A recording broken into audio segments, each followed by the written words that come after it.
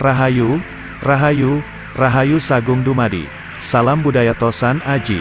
Buat sedulurku semua di bumi Nuswantoro ini. Pada kesempatan kali ini kita akan membahas dan mengungkap tentang rahasia keris memiliki sertifikat. Kesempatan kali ini kita membahas keris yang memiliki sertifikat. Pertanyaannya, keris yang memiliki sertifikat itu apakah dijamin asli? Siapa yang berhak mengeluarkan sertifikat? Dan berbagai pertanyaan lain yang perlu kita kupas agar semua pecinta Tosan Aji mengetahui rahasia keris yang memiliki sertifikat. Kita bahas dahulu apa arti dan makna sertifikat.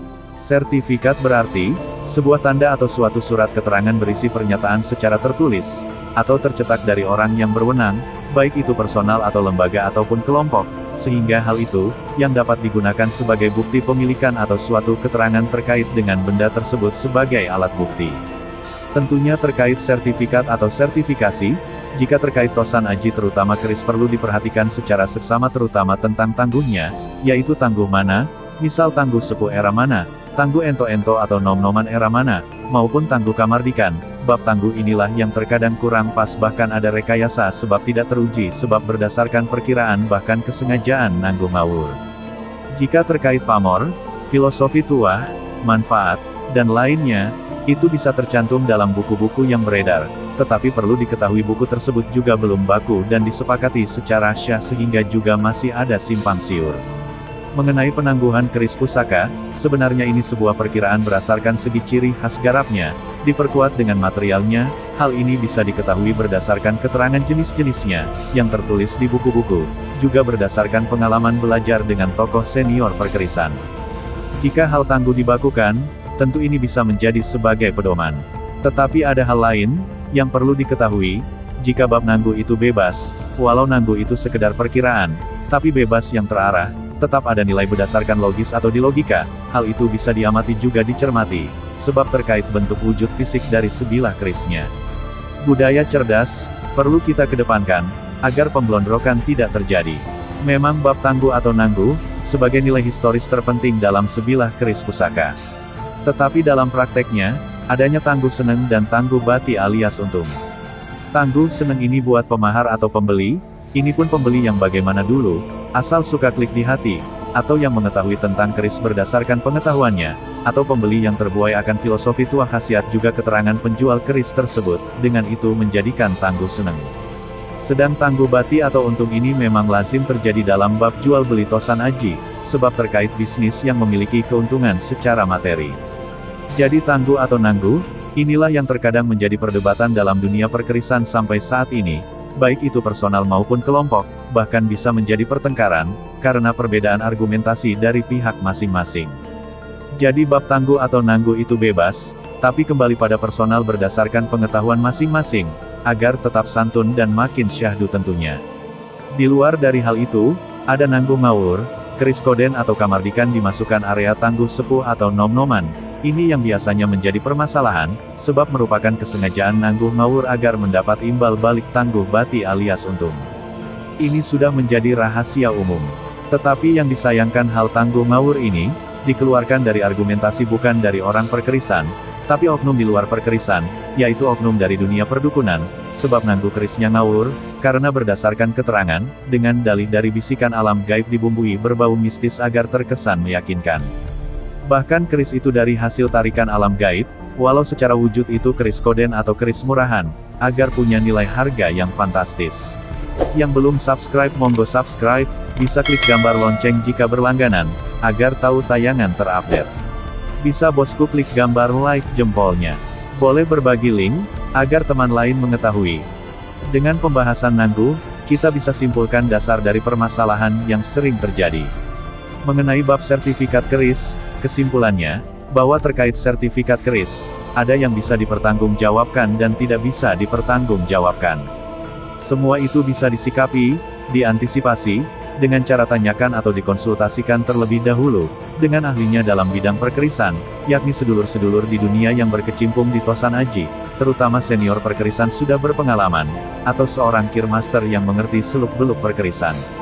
Mengenai soal sertifikat keris, perlu diketahui, sertifikat keris itu sesungguhnya bukan barang mewah, bukan jaminan keaslian, sebab sebenarnya butuh diuji, diteliti, dicek, Secara keseluruhan, bahkan uji karbon kadar besi di laboratorium menentukan umur material bilahnya, jika itu sudah dilakukan sudah barang tentu akurat, sehingga sertifikat keris bisa dipertanggungjawabkan.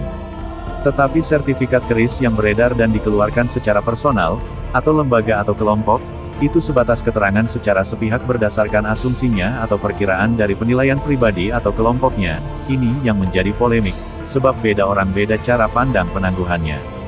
Kesimpulannya rata-rata sertifikat keris tersebut, hanya sebatas label pelengkap, disebut juga aksesoris dokumen penghias, agar terlihat keren, bonafit, sehingga memiliki nilai jual lebih tinggi. Jadi sertifikat tersebut, sesungguhnya belum tentu keterangan di dalamnya menjadi hal yang baku. Ingat semua orang bisa mengeluarkan sertifikat, atau membuatnya, ini bebas, hanya modal print atau cetak sendiri, dilampirkan badan hukum akta notaris, sehingga secara personal atau lembaga, atau paguyuban, bisa membuat atau mengeluarkan sertifikat keris sendiri. Inilah rahasia membuat sertifikat keris. Jika bukan subscribers, tidak saya kasih, bocoran rahasia ini bosku. Yang perlu diketahui, sertifikat keris, itu bukan jaminan keaslian baik itu tangguhnya, garapnya, ciri khasnya dan lain sebagainya. Sertifikat memang membuat keris terkesan punya nilai dan terlihat lebih keren, tentu ini juga menaikkan finansial bakul keris atau menaikkan nilai harga kerisnya. Hal ini berlaku pada orang awam, atau seseorang yang sesungguhnya tidak tahu menau bab keris, karena yang mereka pikirkan, jika bersertifikat itu dijamin asli dan lebih keren, sebab orang seperti itulah target marketingnya. Menurut saya secara pribadi, keris yang perlu sertifikat adalah keris di zaman now ini, alias keris kamardikan, sebab sertifikat itu perlu dikeluarkan, tentu yang berhak mengeluarkan adalah empu pembuatnya. Empu mengeluarkan sertifikat mengikuti perkembangan zaman. Dengan hal itu, ini merupakan sertifikat yang asli, syah dan baku, sebab menunjukkan mahakarya dari empu pembuatnya. Terkait keris sepuh yang otentik, original, asli, yang berani tes uji laboratorium, itu pun tanpa perlu sertifikat sudah memiliki harga yang fantastis. Itu ada, sebab keris seperti ini, kelas kolektor lawannya juga Kirmaster. Jadi aslinya sertifikat sebenarnya, tidak perlu untuk keris sepuh, atau era terdahulu, sebab bisa disisipi manipulasi data, cukup Kirmaster dan uji laboratorium sebagai solusinya. Jika sertifikat dikeluarkan empu modern sekarang ini, berarti mengikuti perkembangan zaman, bahkan lebih menunjukkan bahwa keris kamardikan bisa bersaing dengan keris koden, garap alus, bahkan sampai keris sepuh sekalipun. Jadi sertifikat dikeluarkan oleh empu pembuatnya itu menunjukkan keaslian buatannya, sebagai bukti otentik keaslian keris. Dengan hal itu keris tetap harmonis dan tidak ada suatu hal persaingan kotor atau akal-akalan yang menggunakan trik marketing demi keuntungan pribadi. Hanya modal kertas cetakan yakni sertifikat, justru menyuguhkan pemblondrokan pada generasi sekarang dan yang akan datang. Sebab terkait keris, sampai saat ini, belum ada undang-undang atau lembaga resmi yang mengaturnya, yang disyahkan oleh negara yang memiliki hak secara resmi untuk mengeluarkan sertifikat keris, seperti halnya tanah atau rumah yang disyahkan oleh BPN atau Badan Pertanahan Nasional. Jadi terkait sertifikat keris sekali lagi, ini merupakan dokumen pelengkap yang menjadi keterangan lampiran tentang keris yang dimiliki atau dikoleksi. Siapapun bisa membuat sertifikat untuk keris koleksinya, dengan desain sendiri dan berbadan hukum sendiri, baik itu personal maupun kelompok atau paguyuban. Seperti halnya Omah Keris Salatiga juga bisa mengeluarkan sertifikat atas nama keterangan dari Omah Keris Salatiga. Bosku juga bisa bikin sertifikat sendiri, desain sendiri, cetak sendiri, jika ngawur nangguhnya juga malu sendiri. Tetapi sertifikat hanya menjelaskan secara asumsi penangguhan dari yang mengeluarkan sertifikat tersebut, tentu didasari dengan keterangan sesungguhnya. Dan itu pun jika berbadan hukum tidak dibenarkan untuk memanipulasi data atau melanggar hukum dengan tindak penipuan seperti keris kamardikan dinyatakan keris sepuh. Jika ada pemblondrokan oleh oknum tertentu, tentu semua para pecinta Tosan Aji akan serempak dan kompak untuk menenggelamkan. Kejujuran dan keakuratan walau penangguhan secara pribadi atau kelompok juga dipandang syah oleh pihak lain. Tetapi dari kesemua itu, keris yang paling syah, benar, dan itu resmi, yaitu dikeluarkan oleh empu pembuatnya, sebab ini menunjukkan keris otentik dan original buatan sang empu pembuatnya. Jadi keris kamardikan yang paling tepat dinyatakan memiliki hak resmi memiliki sertifikat keris, sebab disyahkan oleh empu pembuatnya secara langsung dan ditanda tangani. Jadi sertifikat paling akurat adalah sertifikat dari empu pembuatnya langsung.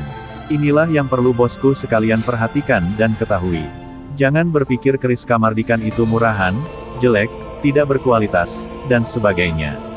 Sebab selama ini, Anda bergelut dan melihatnya pada keris koden atau garap alus saja. Coba pesan pada seorang empu yang beneran, jangan pandai besi atau pengrajin. Bisa jadi dengar mahar pemesanan Anda lari dan geleng-geleng kepala. Tidak ada barang murah buatan empu, sebab empu membuat keris bukan asal-asalan, ada disiplin ilmu yang dicurahkan untuk membuat sebilah keris pesanan. Di Omah Keris Salatiga, orang memesan keris Kamardikan juga tidak ada yang murah, melayani custom sesuai selera pemesan yang tentunya tetap masuk pada pakem keris yang ada. Bukan asal bikin asal buat. Jika mau murah solusinya bikin sendiri bosku, dengan bikin sendiri biar tahu bagaimana susahnya, capeknya membuat keris, dan itu pun jika bukan ahli dijamin tidak akan jadi. Mau pesan keris monggo silaturahmi. Jika pesan keris tentu memiliki sertifikat asli dari empu pembuatnya. Bersama Omah Keris Salatiga, kita sinau bareng mengenal budaya Tosan Aji, warisan agung leluhur kita dengan kearifan lokalnya, yang layak kita banggakan, jaga dan lestarikan keberadaannya. Salam budaya Tosan Aji dari Omah Keris Salatiga. Rahayu.